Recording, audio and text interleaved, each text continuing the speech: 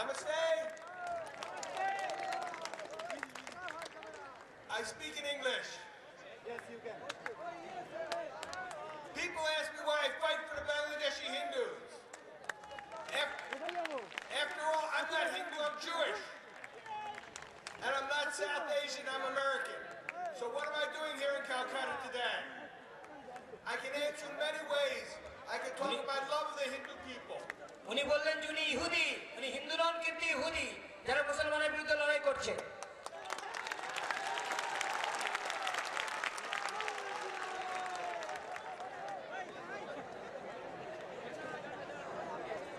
But I answer this way. What if you found yourself in Nazi Germany in the 1930s, or more recently in Darfur, Africa, and you looked around and you said something bad's going to happen? Something's bad going to happen to a lot of people, and no one is doing anything about it. What would you have done? Would you go back to your home and pretend you didn't see anything? Or would you fight with every ounce of your being to prevent it from happening? That's what I'm here in Calcutta today to do. We don't have to guess at what our answer should be. We have lessons of history to tell them. We know what happened in the Holocaust. We know what happened in Darfur. We know what happened in Rwanda, and it's about to happen again.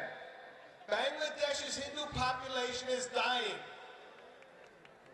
That's not my opinion. That's not Islamophobia or anything else people want to call it to deny reality. It's a fact. When India was partitioned, the Hindu population of East Bengal was one in 3. When East Bengal became Bangladesh, it was 1 in 5. In 30 years, it was 1 in 10. And today, it's less than 8%. According to one estimate, 49 million Hindus are missing from the Bangladeshi census. Are you still wondering where this might go? Well, then take a look at Pakistan, where a once powerful Hindu community is down to 1%. Take a look at Kashmir, where Hindus are almost gone. Take a look at the future of Bangladesh's Hindus if we don't act. Yet, with all that evidence in this crazy world, supposedly we have to make a point. Supposedly we have something to prove. Whereas we would expect that justice would demand the Bangladeshis would explain why they shouldn't be charged with complicity in eliminating entire people numbering tens of millions. The world pretends that these numbers don't exist, and as they pretend, reports of atrocities against the Bangladeshi Hindus flow like a waterfall. Murders, gang rapes, assaults, forced conversions, child abductions, and religious desecration. Bangladeshi officials say it's not us, it's just individuals. But the fact that the Bangladeshi government does not prosecute these people makes them guilty in the crimes themselves. It says that they approve of the crime, and it sends that signal to the victims and the criminal.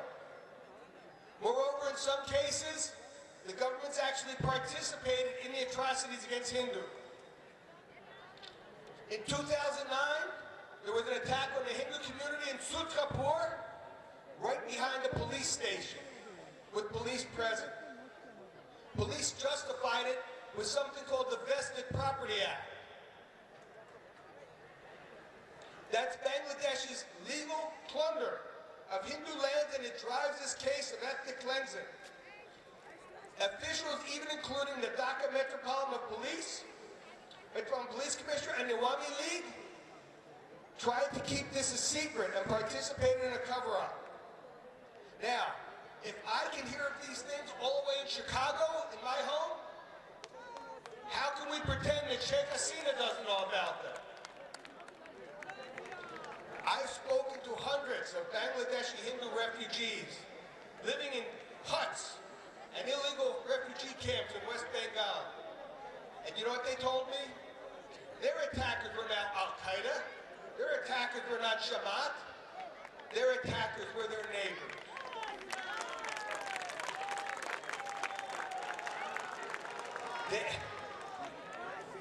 Their attackers were everyday Muslims who knew they could do that and get away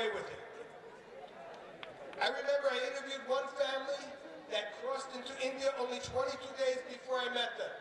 They talked about an uncle being killed, a father being beaten. But I will never forget looking in the eyes of their 14-year-old daughter as she told me about being gang raped. Who did it? Not Al-Qaeda, not Jamaat, but simply Muslims who lived in the area and knew that they could get away with it. And that should scare us all. It's chilling because we know through history the worst cases of genocide and ethnic cleansing occurred when a small group of true believers got average citizens to commit atrocities against a targeted minority, atrocities they otherwise might not commit. There is no Gestapo in Bangladesh, there's no Janjaweed, but its Hindu community faces the same fate. Now some will say we shouldn't bring religion into this, that religion shouldn't be important, and maybe that's so in theory, but let us be clear about something. That little girl was not raped, and then, oh yeah, she happened to be Hindu. That girl was raped because she was Hindu. Those people that raped her were not rapists who, happened to be Muslim. They raped her because they were Bangladeshi Muslims who knew they could get away with it. We were not the ones to bring religion into this discussion. If anyone has a problem with it, let them go to the ones who did. And the election of a pro-minority Awami League has done nothing, has changed nothing. You know, in 2009, Sheikh Hasina said that her government would repeal all anti-minority laws. Did she realize what she was saying? Usually Bangladeshi officials hide behind excuses in their constitution.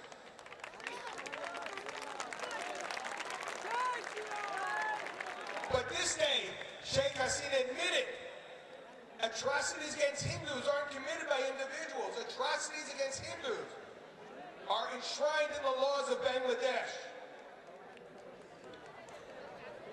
And did she repeal those laws as she promised? No, not at all. She had the opportunity in 2008, the Supreme Court of Bangladesh asked the government to explain why the Vested Property Act should be repealed. The military government told me they didn't respond because it exceeded their charter, but they left the question open. So the next government, Sheikh Hasina's Awami League government, could walk into court and destroy the Vested Property Act. Did she do it? No. We get no actions. Instead of action, we get excuses. Have the excuses stopped a single atrocity? Have their empty promises? No.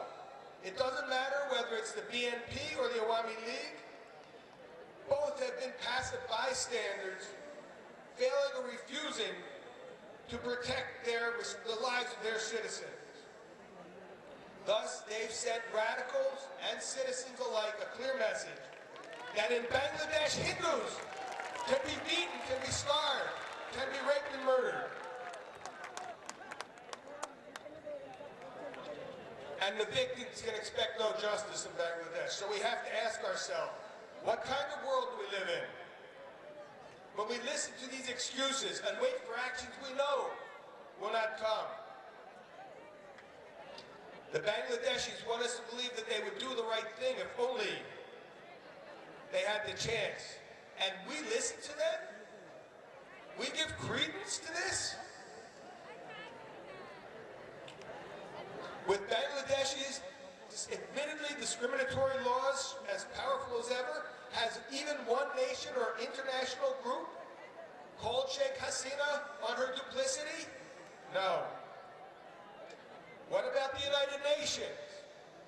What about Amnesty International? What about the United States or India? None of them. And it's our responsibility to make sure they do, because believe me, if we do not make them, they never will do it. Count on it. If we do not make them, we will see the end of Bangladesh's Hindus in our lifetime. So what do? First, we have to stop looking for somebody else to take action for us. We must take it ourselves. Our challenge is to make the world face ethnic cleansing, mass murder without concentration camps or killing fields, and to act on it. I grow weary, my friends, of attending meeting after meeting and seeing the same people at the same enemies and then go home feeling oh so good about themselves. We must stop shaking our fists and do something about it. All this anger that I hear today means nothing if we don't translate it into action. So what do? You know about these atrocities, we know about these atrocities, but most of the world do not. There's an expression, light is the best disinfectant, and we have to shine that light on these atrocities. As an American, I look to my country, the United States, to take the lead. But when I speak to other Americans about the Bangladeshi Hindus, you know what they ask me? They say, Dr. Benkin, if the situation is as bad